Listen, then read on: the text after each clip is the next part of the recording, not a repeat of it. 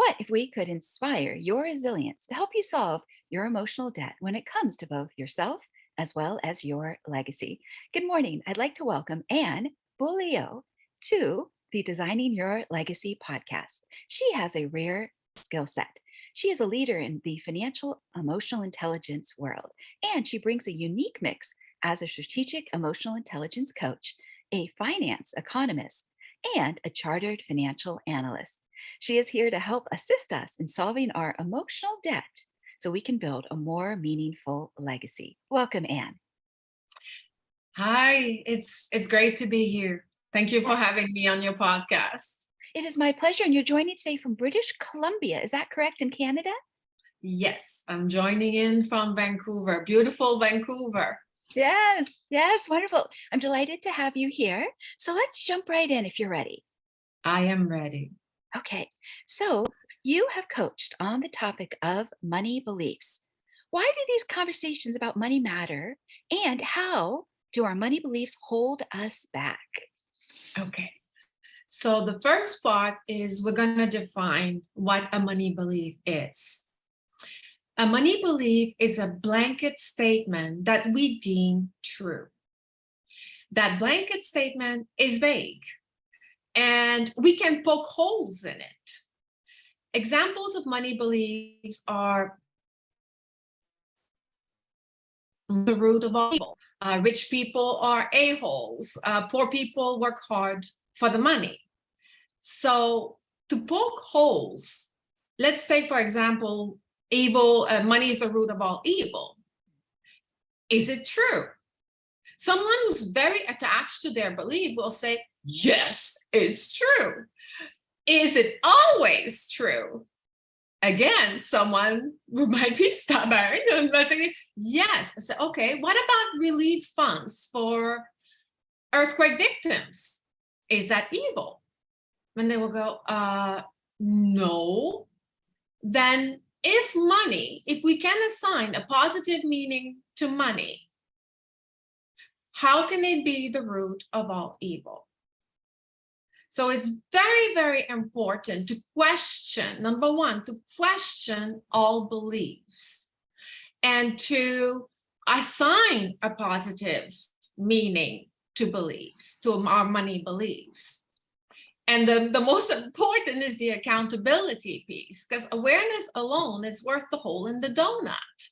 So we have to have somebody to hold us accountable, to uphold a positive meaning to money. Yeah, absolutely. And I think once we have those beliefs, gosh, we cling on to them, like you had mentioned before. If we see money as the root of all evil, we might want to distance ourselves. And I know that you especially work with women, women who are rising up. They're gaining more financial power and assets, and now all of a sudden they get stopped in their tracks because what are their beliefs when it comes to money? And if their beliefs are not so good, no bueno, then it's holding them back in their personal development and also when it comes to their life's legacy. Exactly. Think about it, like what stops us from building the legacy? What we fail to examine controls us. It becomes the unconscious emotional undertone of our decisions. So let's pick up the money belief that money is the root of all evil. What do you believe? I mean, you've been around for a while and you've heard that expression and many other money beliefs. Like, what do you believe are the feelings, the dominant feeling attached to such a belief as money is the root of all evil? What do you believe are those feelings? Oh, are you asking? Yeah, I'm asking. This is a conversation. I So, mean, so my beliefs might be a little bit different. oh, So, no. I'm not asking about that. I'm asking, like, for example, if you've heard somebody say money is Mhm, the root of all evil, what do you mhm. believe is a dominant feeling about it? Oh, sure. You're looking at fear and yeah. If I were to add my 2 cents to it, I would say it reminds me of the movie Fantasia, where there's almost like power to money, and it's like if you're afraid of that power, you won't even pick up the wand in its ability to do good as well as make ruckus. Correct. And like for many people with limiting money beliefs, it's fear, like you mentioned, it's shame, it can I'm be not worthy. sadness, feeling unworthy, it can be rage, resentment, all of that. So if there are Entitlement. negative feelings attached to money, and the person is unwilling to examine their money beliefs, where they come from, then they will tend to validate people, situations, and things that make their money belief true, even though it might only be true for them, not Absolutely. as a general rule. So that Absolutely. impacts the legacy. Yeah, I think in that confirmation bias, it's like if you see that one green car on the road or the red car, then it's like you start to look for evidence to support your belief that all cars are red or all cars are green. And I just want to echo again that how important this conversation is, because we don't talk about money enough as a culture. And second, as we start to see more women walk into the offices of financial advisors, it's taboo and countercultural even for women to start to talk about money and what we think about money and how we want to allocate money. Like, how dare us? Aren't we supposed to be demure, supportive, and helpful? It's very interesting because I had a post this week on social media about the taboo. I said, what is the number one taboo? Is it politics? Maybe. Is it religion? Probably. But the number one taboo in family is money. There's a taboo about openly discussing money. And people will come to me and say, we can't do that. If we discuss money, it's going to cause fights in the family. So got to keep my mouth shut, got to keep peace. But they don't understand that all those beliefs, that confirmation bias, they're actually validating limiting beliefs that impact, that limit how far they can go in their legacy. It limits their how much money they can earn. It limits how healthy their relationship is. It impacts everything they do. So Absolutely. we must have those conversations. Absolutely. And I think you're absolutely correct. People are tight-lipped about it. It's like, well, if my sibling has more, what if I feel entitled to that? And what if that sibling's like, hey, back off, this is mine. You think about that movie, what was it, Lord of the Rings, and it's the Yeah. precious. Oh yeah, it's Gollum all the way. It's like confirmation bias. It's like that want to be right. It's like, going by precious, but precious, what is that precious? It's actually very disempowering. Yeah, we won't imitate the voice of. I can't. It'd be funny though.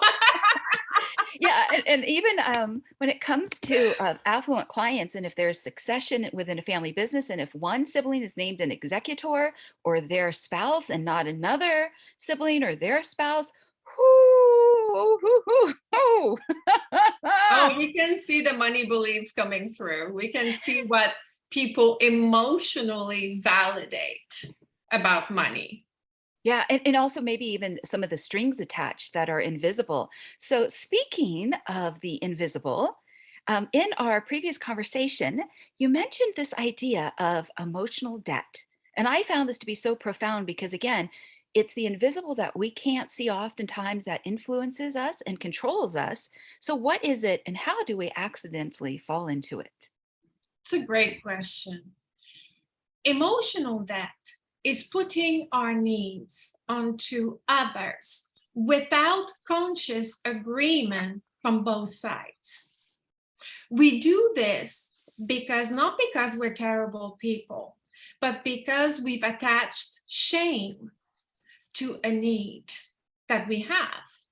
And since we've attached shame to that need, and all needs ask to be met, then we'll tend to use others to manipulate to get that need met. It's not malicious, it's just that it's unconscious. So we need to become aware of that. So most people are not aware of their emotional debt that they've created. In our previous conversation, like I mentioned to you, the boyfriend I had at 16, It's the need was I needed a family. I needed to feel that I belonged in a loving, caring, supportive family. And that boyfriend could meet that needs. I love these parents. They were fantastic. Love these sisters. They were awesome. They welcomed me. They fed me. I was 16. It was just like, oh, all my free time, I'll spend it at your place. This is awesome. At the time, did I say to the boyfriend, I need a family, so I'm gonna get that family through you? No, I was unaware of it. So I was covert. So emotional, that is covert on both ends. So Isn't it? it is. I was covert about what it is that I wanted, needed. And the boyfriend was covert about acknowledging the price to pay for that, for trying to meet that need for me. Can I just intrude for a Of second? course. Yeah, so I this can see you. this requires such a level of honesty to come out and say, these are my motives. And even if it comes from an innocent place of I am just ensuring my survival because I want to feel safe. It's not necessarily that I am trying to use you, Anne, as a tool, which is slightly psychopathic, but it's like, but it's just people are doing these things based off of fear because they don't know any better. It's almost like in the different levels of the mind, like, like the Yeah, reptilian part and then exactly. the monkey and then the bird brain. Okay, keep going. Exactly. Exactly. It's like it's a codependence. And it's Okay. a So dance. emotional that like one of the symptoms is codependence. And here's the thing, though that boyfriend was long gone. I mean, I dated other guys, I got married, I had children, all that jazz. I did all that. So my mind at the time told me, no, that's done. That emotional debt is solved. No, the emotional debt gets solved when we claim and meet that need personally. And for most people, that is the most terrifying thing to do because they're attached to the identity, they've attached shame to the need. So they have to be honest about what need it is that they put onto others unconsciously without the other person's agreement. So they have to pinpoint the need. Second, they have to claim the need and own it. And that goes against all the identities and all the stories they've told themselves and they've told others. So, in a way, we're the villain in our own story.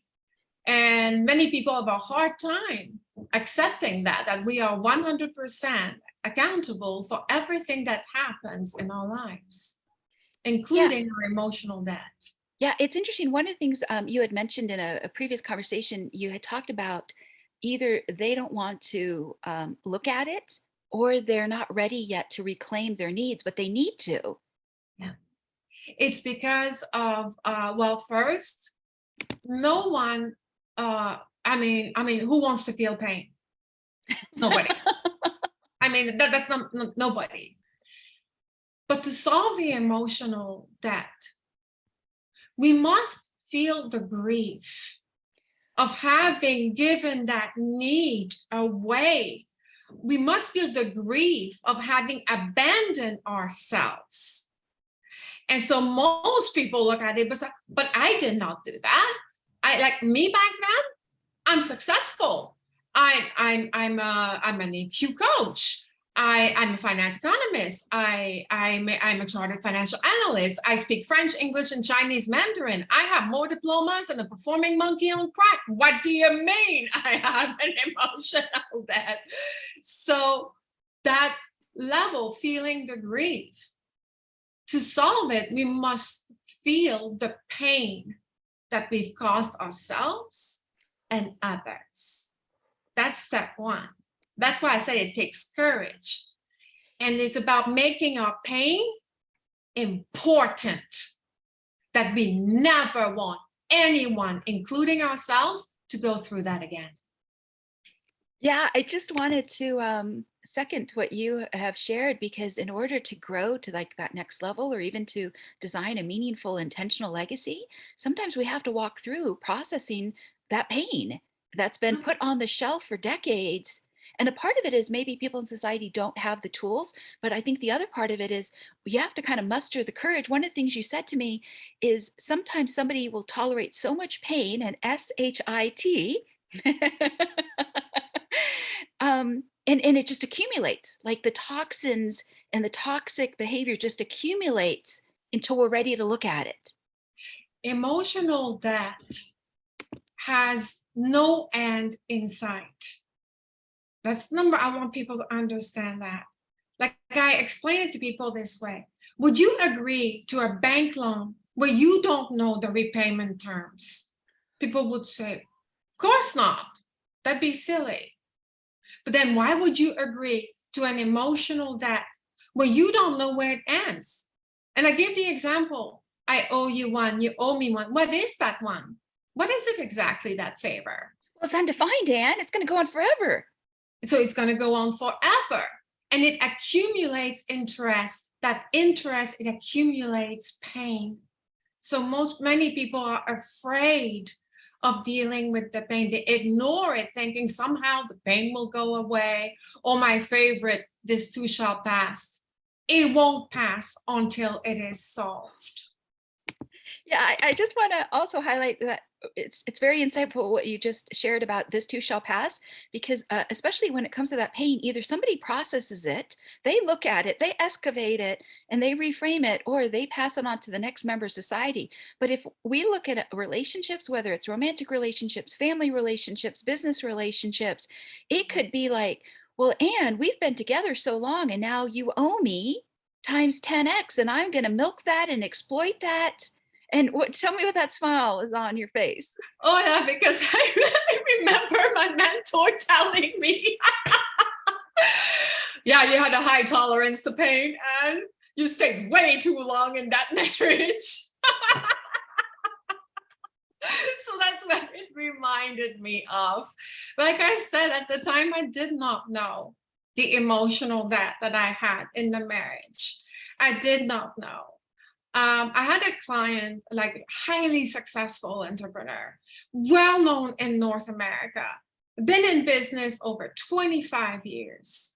Like people look at her, she's it. And cannot access the next level of business, the next level of success, cannot pierce through. And she was like, what's the problem? Why can't I do it? I'm so frustrated.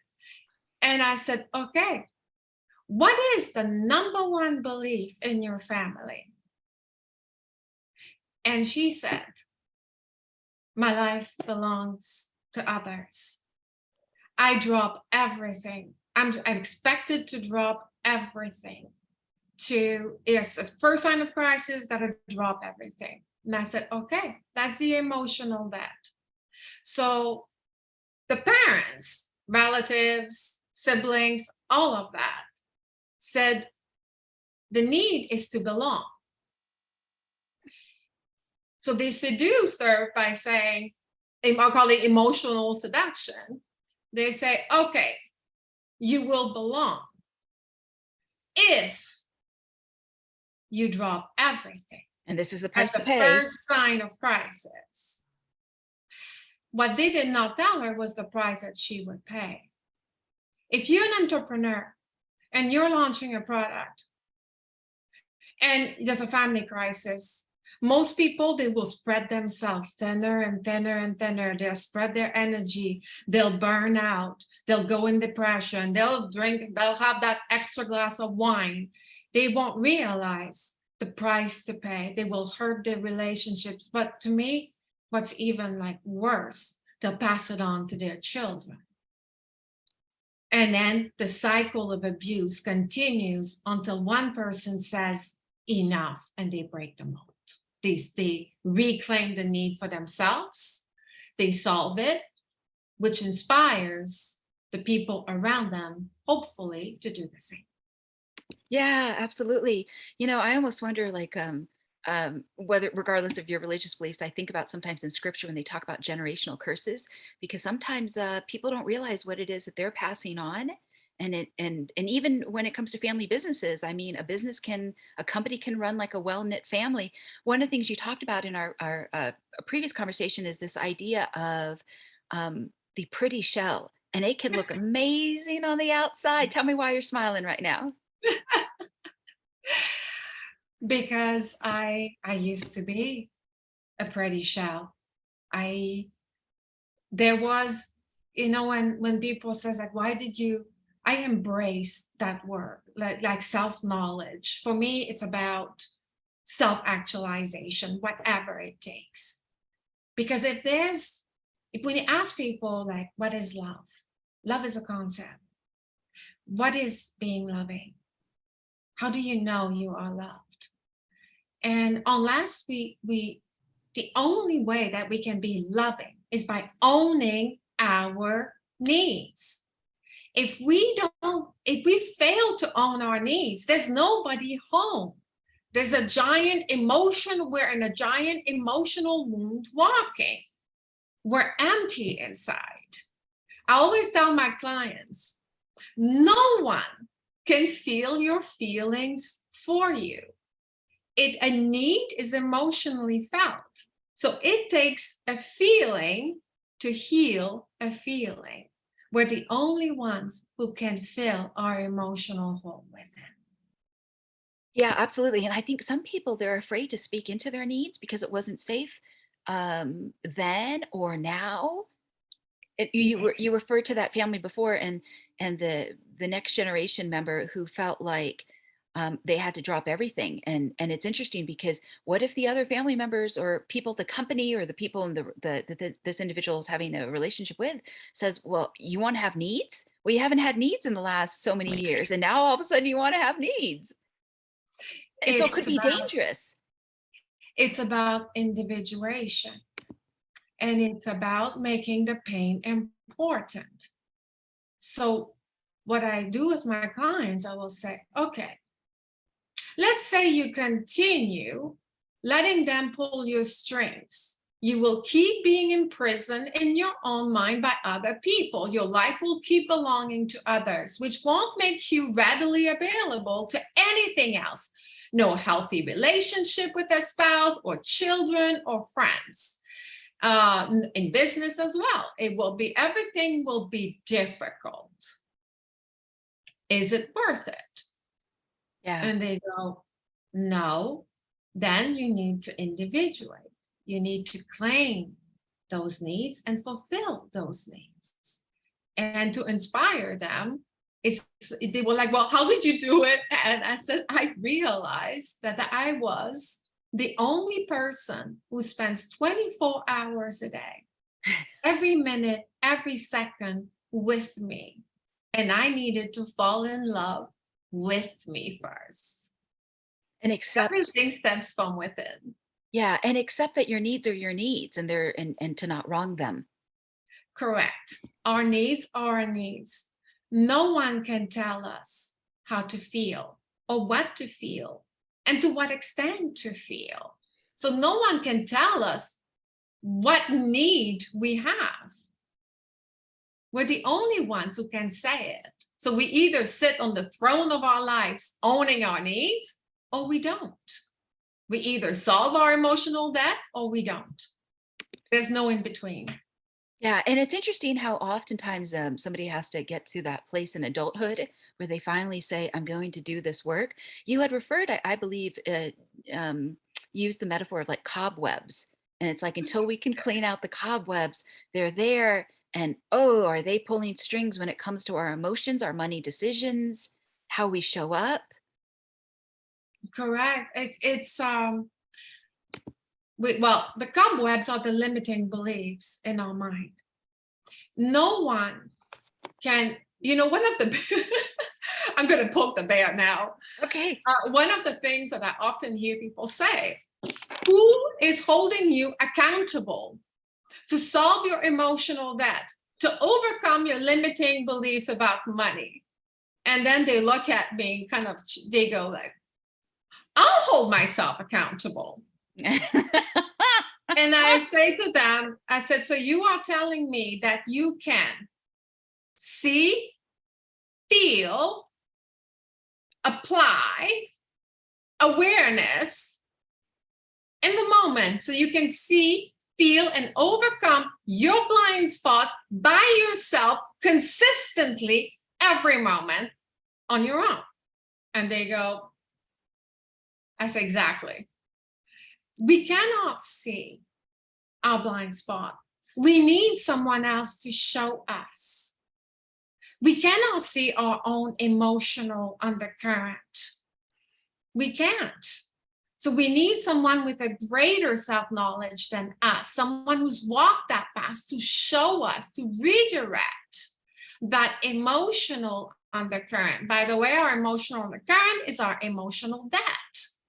So I say to my clients, I'm intense.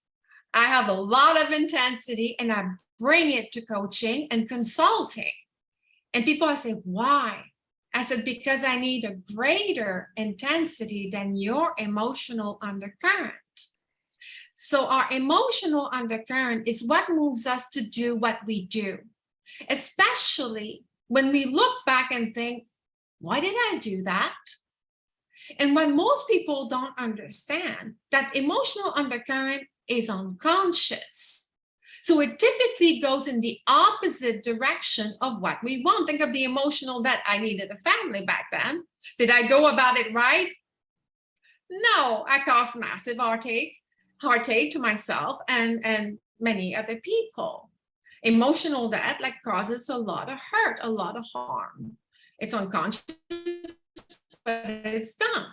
So that emotional undercurrent needs to be redirected by someone who say, okay, you're going that way, I'm going to push against it and redirect you in the direction of your desired outcome. So no one can do that I would like that fish alone, that work alone, because a fish cannot describe water. Yeah, absolutely. One of the things you've also shared with me prior to today's podcast episode, you said to me the mind can oftentimes be a puppet. And when it comes to that emotional hole within, it can require a feeling to heal a feeling. Yes. It's many people, what is freedom? What is freedom? Many people will say, well, it's having a ton of money. It's having this. These are all external. Freedom is that feeling that we get when we've overcome a limiting belief. That space, oh, it's juicy, because then it's like it opens up everything. But many people don't want to look at their emotional debt. I ran a series of polls on LinkedIn and across all social media, Facebook and Twitter, all of it. I wanted to know, what do you believe is the consequence of emotional debt?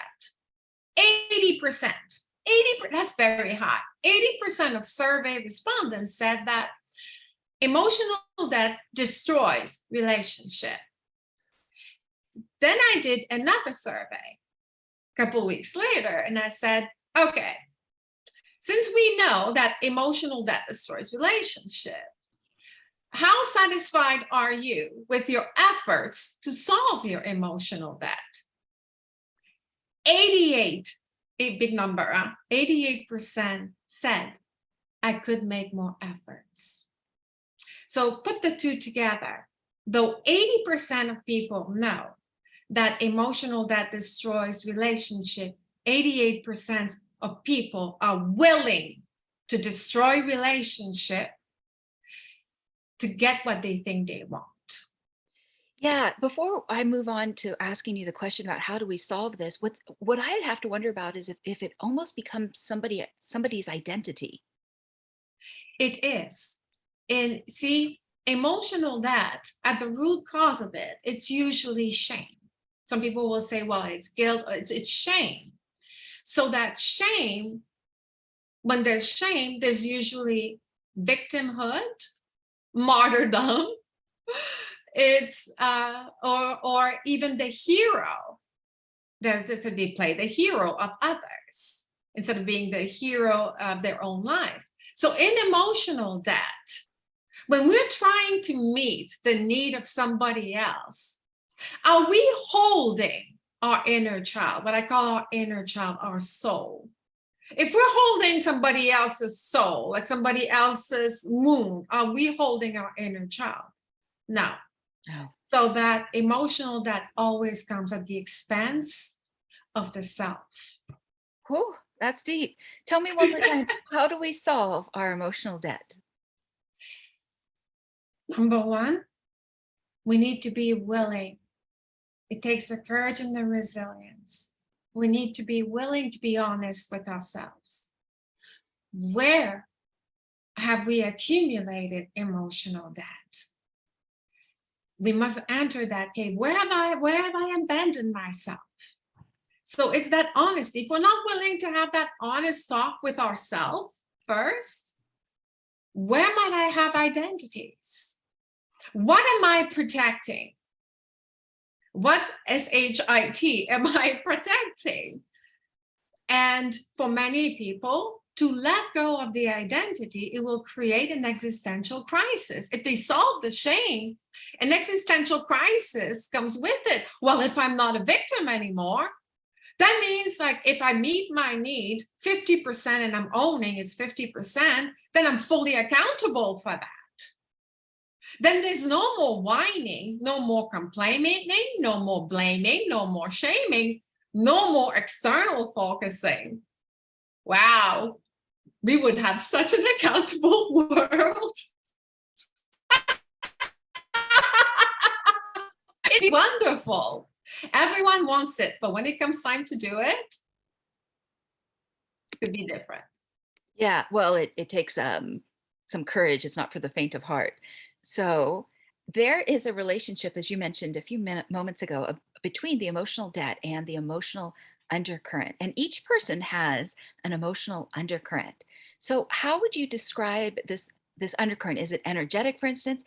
And how does it affect us specifically in our ability to show up and develop and execute on our life's legacy? Okay, that's a fantastic question. You ask very deep questions. I love it. It's life is a feedback loop. So we get a thought, and if we keep thinking that thought, it's going to trigger an emotion. And the thought plus emotion, it will generate a feeling. So our feeling, what did they do? Their job is to validate our decisions. So our feelings dip into the pool of our beliefs and memories, and they will retrieve the beliefs and the memories that are associated with that feeling. So the saying, we see what we believe. No, and I'll believe it when I see it. It's not true. We see what we believe. So we're always right. We always think that we're right. So our emotional, when you think of it this way, our emotional undercurrent is an energy resonance that is based on the feelings that we've used to validate our beliefs, our belief system. So we must question, to redirect the emotional undercurrent, we must question everything. We must question our beliefs. But how can we do that when we have so many blind spots? We cannot see our own blind spots. A fish cannot describe water. So we need someone else in order to increase our resonance. No one can increase their resonance alone. No one can redirect their emotional undercurrent alone. Yeah, and it's amazing. A lot of people probably don't even they haven't even figured out how much they're carrying. It's like the Santa Claus knapsack, and they're just carrying all those cobwebs. Yeah, They know something's yeah, they know something's wrong, but they can't quite put their finger on it. no, and that's exactly true. Back then, when I was a pretty shell, I knew something was not right in my life. I knew, despite that I had everything, like I mean everything, that what people would say external success is, I ticked all the boxes. But When I was alone in the middle of the night, I cried. I cried. I felt so alone. I felt misunderstood. I felt unheard. I could not hear myself. I didn't even know who I was. Everything seemed to be externally focused back then. So it was that facing that my reality, facing my truth. That's what allowed me to, with the help of a mentor. I mean, people say like they often joke, my clients, why do you keep mentoring? My mentor is Dov Baron, and I love Dov. He's so phenomenal. Like, he's big on quantum fields and resonance and emotional source code and solving all of that. I cannot see my own cobwebs. I cannot see my own blind spots. I want to self-actualize. So I need somebody to show me, to redirect that. We all do. We all need help. Yeah, absolutely. So, in addition to the knowledge that your mentor brought, the inner work that you've done, what else do you think helps or stops somebody from designing their legacy? Because I know you're doing this advisory and coaching work out there, and you've opened up for Robert Kiyosaki, and you've dealt with humans at all levels of their stages of growth. It's okay. To answer that question, I'm gonna ask like the members of the audience, like of your audience, to we're gonna do a little exercise. I would like you pick an incident, a heated argument that you've had with somebody. Could in the past. It could be recent, it could be, but heated. What I mean by heated is what in French we say the mustard up your nose. So Say that on one a more time. scale of 1 to 10, oh, in French, when we say that somebody gets really heated, we say that hot mustard went up their nose. Oh, I see. I see. Yeah, yeah, yeah. Okay, okay. They're steaming. They're steaming. We're very visual people. So remember that heated argument. In the heat of the moment, on a scale of 1 to 10, when 10 you wanted to be absolutely right, how much did you want to be right? 100%, 90%, 80%? So keep that answer in mind as I say the following. The number one thing that stops you from reaching your next level of legacy, a more meaningful legacy, a deeper legacy, is wanting to be right. Which, go ahead. When wanting to be right, our mind is closed off. There is no room for creativity. There is no room for receiving information. In that moment, we think we're it. We think we know everything. We think it's, I know that, I'm right, you're wrong. And in that place, we shut down emotionally. And if we shut down emotionally, we stop examining our limiting belief. We stop being curious. We stop being empathetic. We stop being compassionate. So then what is it that we're validating exactly? What is it that we're building if what we want is to be right? When my client says, you're right, I'm like, I don't want to be right. I want to be curious. I welcome contrary opinions. I want to challenge what I think I know. Yes, yes. And I think you also mentioned that it's almost a sign of low EQ or emotional intelligence to always want to be right. I know. Because if you had met me 20 years ago, I said a lot of I know. And I was a pretty shell with a massive brain. So I lived in the attic. So there was nobody home back then. And it's yeah, it's what I built back then. Wanting to be right, it's vastly different than wanting to be relational. Oh, but that's vulnerability right there. So Mm. yeah, kudos for showing the way. One of the things that I have often said metaphorically is that coaches and advisors are like that Girl Scout or that Boy Scout leader that are showing the path through the woods to the canoe by the lake and watch out for that poison ivy. And because they've walked that journey ahead of their clients to know, and also because they've done the work. So they can walk the talk. So since this is a legacy podcast, what does this word mean to you? And what would you like your legacy to be? The the word legacy has evolved tremendously for me over the years. Right now, legacy for me, my legacy, the one that it's about honoring all life. And that means solving the emotional debt, solving the emotional debt for ourselves and the future generations so we can feel free to be who we really are without guilt or shame, so we can own our needs and access all that creativity that comes with it. I love what Picasso had this I'm gonna look at it because I wrote it down and I thought it was such a great quote and I want to do him justice. um Picasso has this quote. Hang on a second, I'm gonna find it. That it was saying that art is removing like the dust of daily life from our minds. And I read that quote and I thought, remove dust and replace it with limiting beliefs. Art is removing the limiting beliefs of daily lives from our minds. So to be creative, to access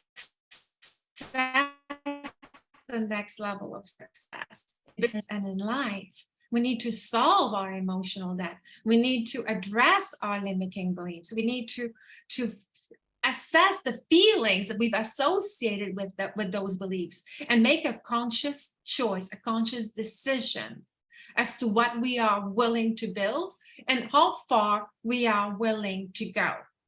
Most people say, I go the distance. I build a tremendous legacy. However, how many have a coach or mentor that is assisting them solving their emotional debt? We only know what we're living. Yeah, I that's eat my own pudding. I'm an expert in that field. And every week I go sit my butt 90 minutes in my mentor's office to solve my own emotional debt because I want to be of greater service to my clients. yeah, and it's really interesting because I think a lot of times people don't realize how manipulative that emotional debt can be. And in the end, they're giving the short straw to themselves, to others. And yet, if we want to play a bigger game, show up, and really design a powerful, impactful legacy, that's the stuff we got to look at because until we clear out all those cobwebs, it's like, we're playing the game, but we're not really wholeheartedly showing up and caring. Exactly. I mean, you've hit the spot.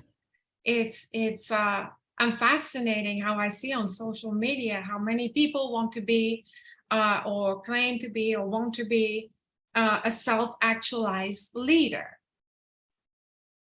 Have How much work have they done to examine their emotional debt? How much work have they done to resolve that shame? How much have they individuated to be who did the next best versions of themselves? Many people see, I always say to people and to myself as well, our true colors, we don't show them when things go well. It's when the shit hits the fan, whether we respond or react, where our mind goes, where our feelings go, that is a glimpse into the emotional undercurrent. It's Yeah, not as pretty as it looks. yeah, and uh, we both probably already know that a legacy is more than the governance documents. It's more than the will or the healthcare directive. It's more than a stack of legal documents or an illegal binder or the shelf of multiple binders. People are going to remember us by that emotional undercurrent. How was it that we loved on them? How deep was the relationship? Did we show up honestly? Did we have the courage to do the inner work? And it's interesting. It's very much like a workout. It's like, congratulations, Anne, you get to run a 90-minute marathon this Wednesday at 2 o'clock in your mentor's office. And even though it feels amazing afterwards, good godly, like to show up for that, like, as a human species, we love to conserve calories. And just to make it to the starting line is like, that's a commitment right there that of your willingness to want to be better. It's I've vulnerability moment. I've seen enough pain to last me an eternity.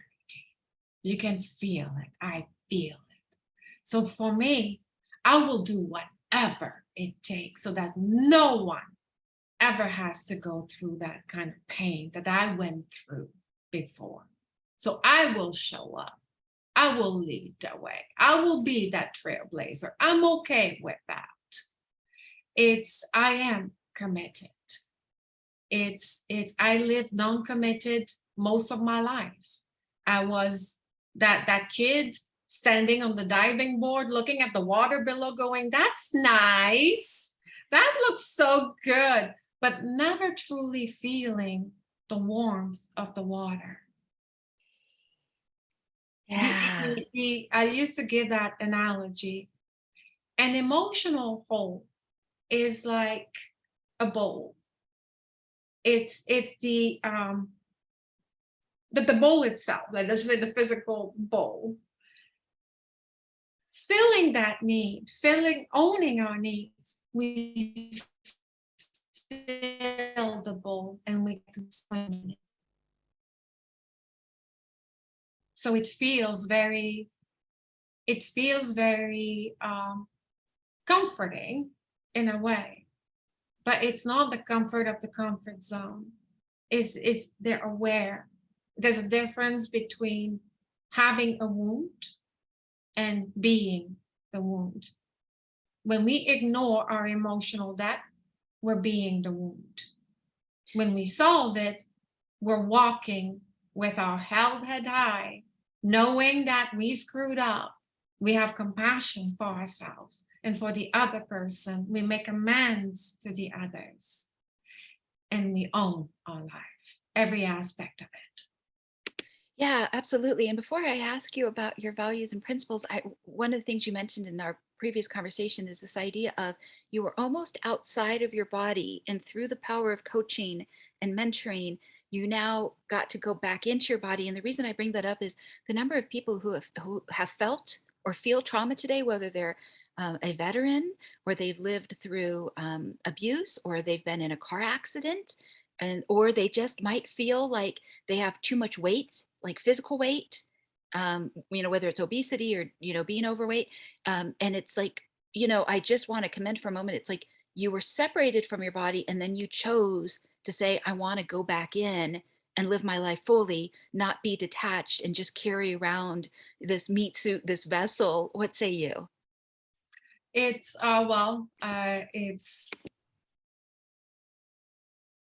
when people look at their childhood, many people romanticize it. They fantasize it. They protect the SHIT. They go, everything was beautiful. I remember having lunch with a friend once who knew about my past. My past was like a mixture of terrifying, horrifying, plus petrifying, if you can ever imagine that. That was my childhood. And so I lived mostly outside of my body. People are like, that makes no sense. People who have trauma know it's possible. So and the reason that we do that outside of the body is because we don't want to feel pain anymore. It's too painful. So we escape emotionally so we cannot feel the pain. So, but what the price we pay for that is that there's a blanket over the mind. Many people will say, well, the incident might have happened at 8, but they don't remember 7, 8, 9. Because there's a blanket over it, the mind will protect, it will compartmentalize, it will bury it. But that buried trauma becomes part of the unconscious emotional undercurrent. It's not solved until it's solved. So I remember going to lunch with that friend. And that friend, like, was telling me they had a fantastic childhood. They said, like, my mommy loved me. She was always there for me. And she picked my clothes every day. And you know, she fed me, she got all my meat, she fed me and this. And that was a grown-up person who was still living at home in their 40s. And they asked me, they said, you know, Anne, I gotta ask, I really want to know. And I said, what? If you could trade your life with mine, I had such a great childhood, would you? And I looked at my friend and I said, no. Shocked. I was like, why not?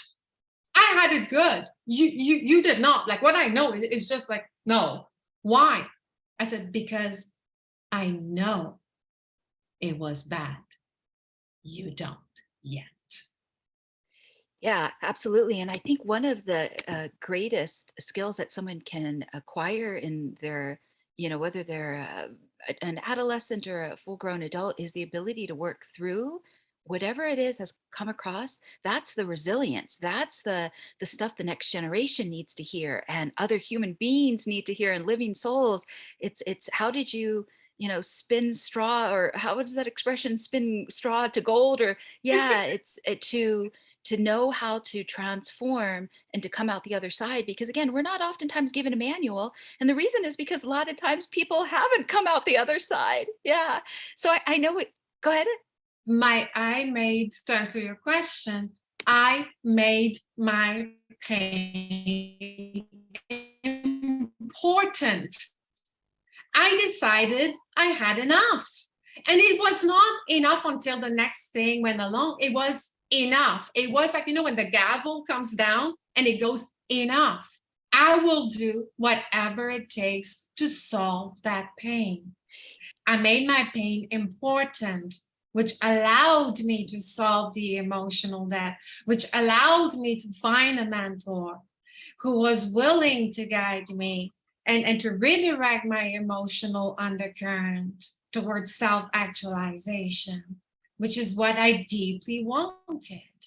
Yeah. Well, I think you're pointing the flashlight that you made your pain important so you would come out Yes. the other side. Some people make their pain important and then they just stay there. Then it's not important enough. Because okay,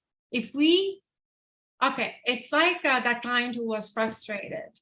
They sat on the fence for a long time. So they were in pain. They were frustrated, that my life belongs to others kind of thing.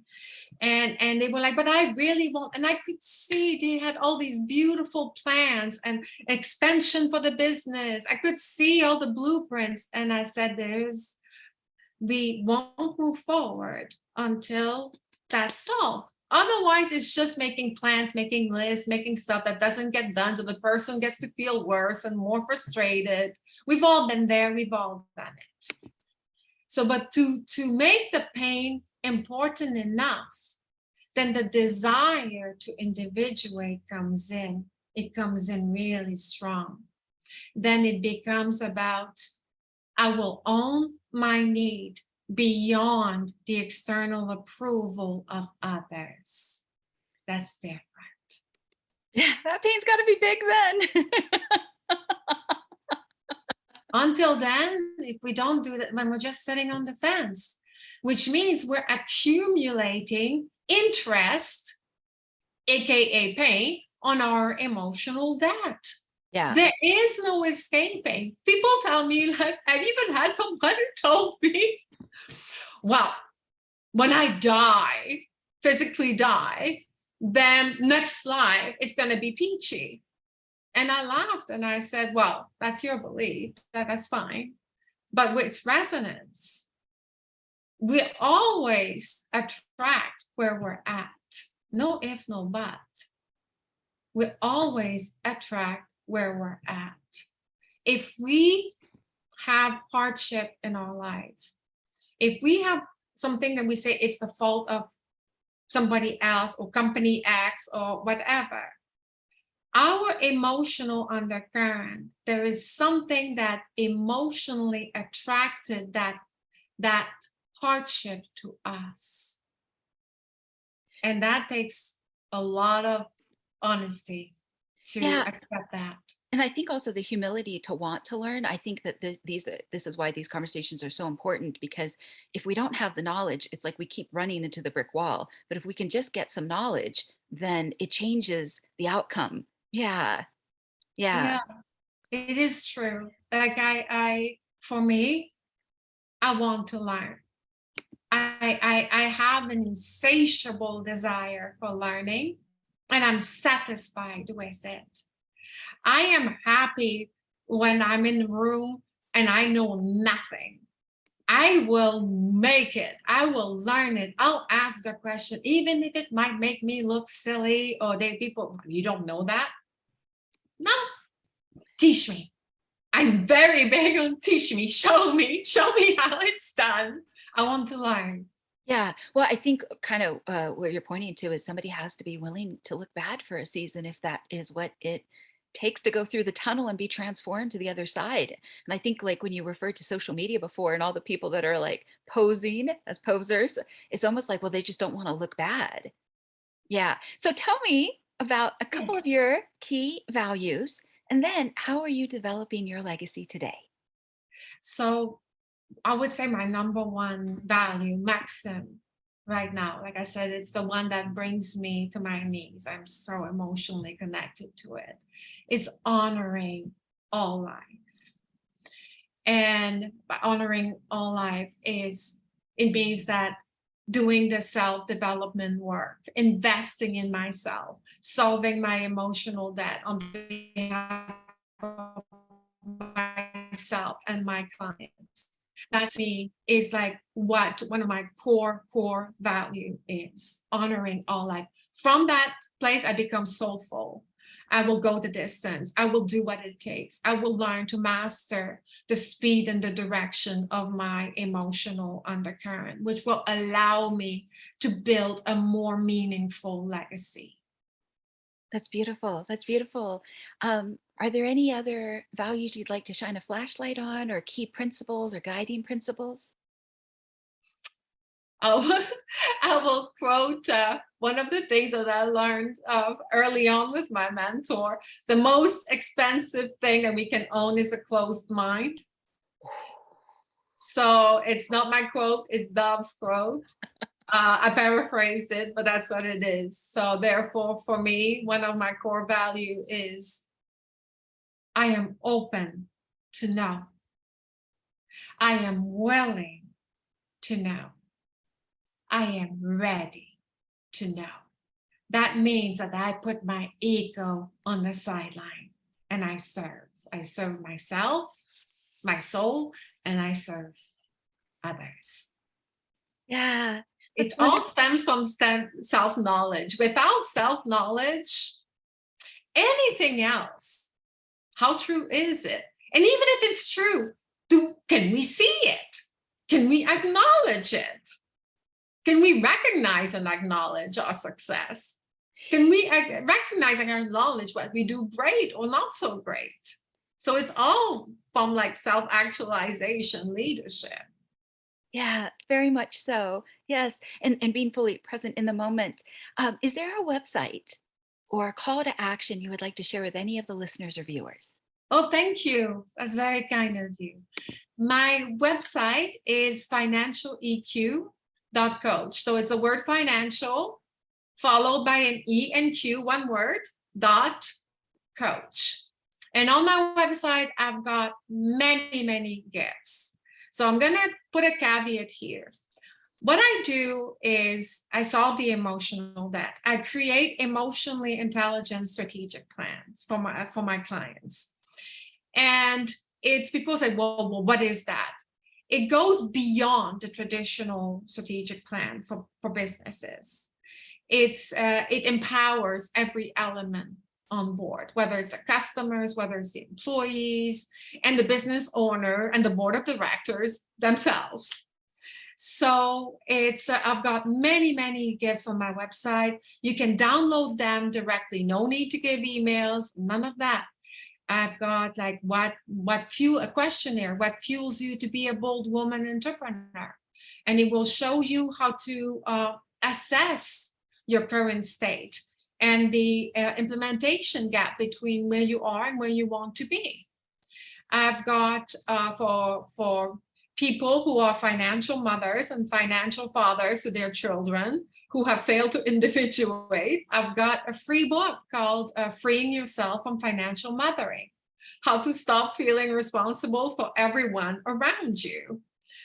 And I've got a book which is called like Living with Ease. It's full of tips. It addresses all kinds of things like trauma, depression, grief, and how to pull out of it. So all these things are free for people to download. You're always free to email me if you have a question about emotional debt or strategic planning, whether it's traditionally or emotionally intelligent strategic plan. I'm here to assist, and I'll do my best.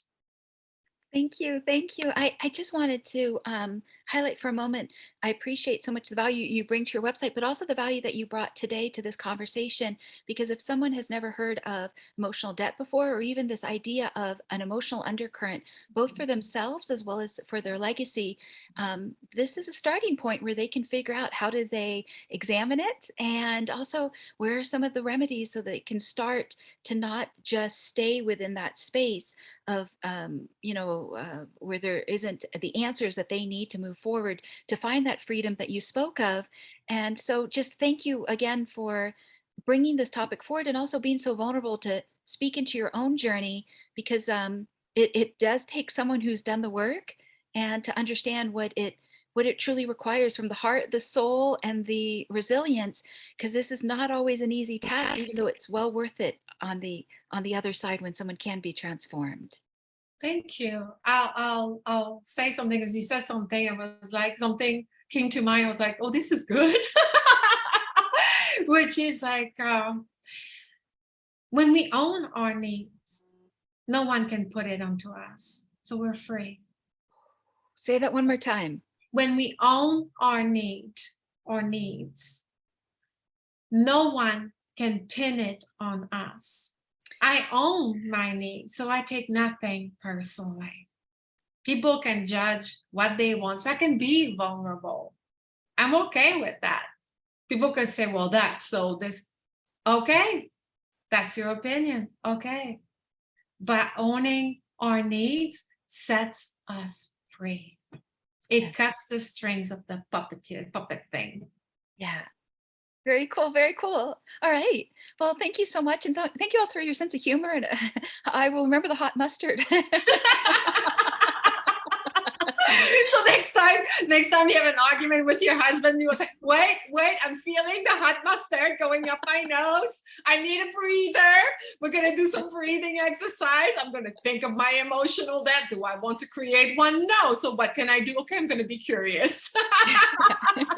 That's a lot to think about. Yeah, I could say I need a feeling to help heal my feeling right now. Yeah. Okay, I'm just going to read out my closing paragraph. Okay, all right. Okay, so in closing, I'm Angelina Carlton, the hostess of the Design Your Legacy podcast, as well as the founder of Legacy Planning, a boutique advisory firm based out of Beverly Hills, California. I hope to dive deep into subjects that can help a person define, develop, and execute their legacy, and continue to scour the landscape for those who can be great resources to every dimension of your legacy. For many listeners, there can never be enough education and preparation in your moat around your castle. Whether you find yourself with new wealth or generational wealth, may the content on this channel be an anchor in any storms ahead.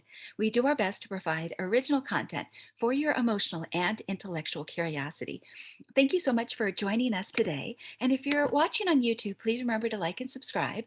Or if you're listening on Apple Podcasts, please remember to rate and review. Thank you so much for joining once again. And thank you to Anne for speaking into your legacy.